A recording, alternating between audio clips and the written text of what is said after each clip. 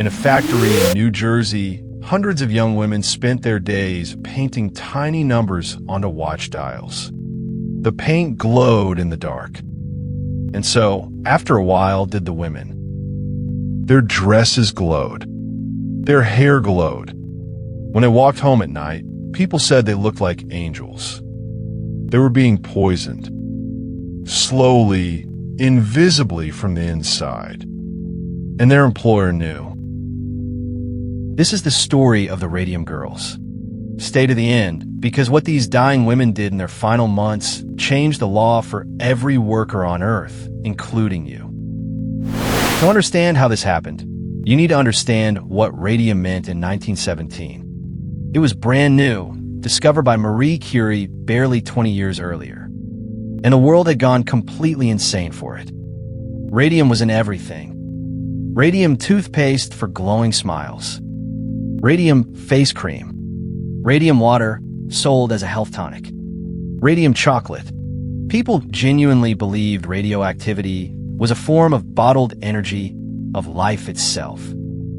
So in the United States, Radium Corporation offered young working-class women a job painting glowing watch dials at 3 times the average factory wage.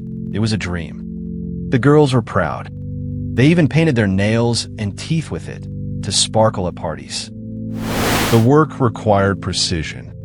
The numbers on a watch dial are tiny, and the brushes lost their point after a few strokes. So the company taught them a technique. Put the brush between your lips to sharpen the tip.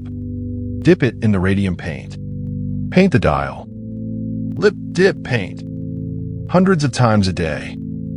Thousands of times a month. Every single time, they swallowed a little radium. And here's the detail that turns this story dark. The men in the company's laboratories handled the same paint with lead aprons and metal tongs. Management knew exactly what radium did to a human body. It started with the dentists.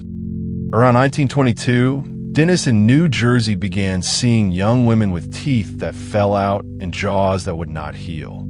One dentist pulled a tooth and a piece of jawbone came out with it. Radium is chemically similar to calcium. So the body does something horrifying with it. It builds it into your bones. The women were not just poisoned. Their own skeletons had become radioactive, drilling holes in them from the inside. And the company's response? They blamed the women.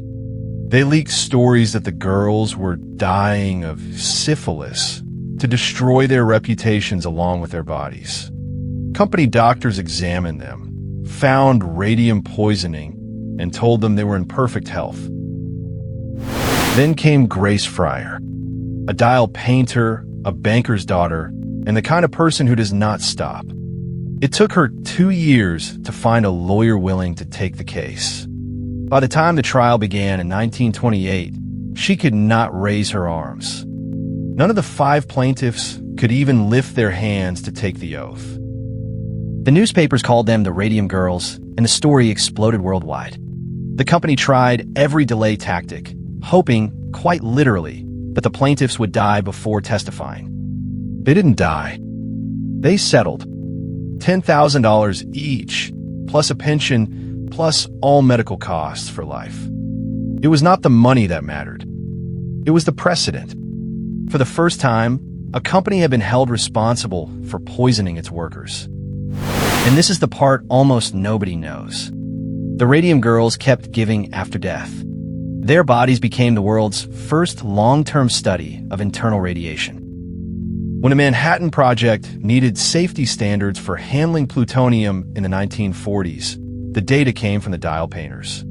The safety rules that protect nuclear workers, radiologists, and lab technicians today trace directly back to those women. One more thing.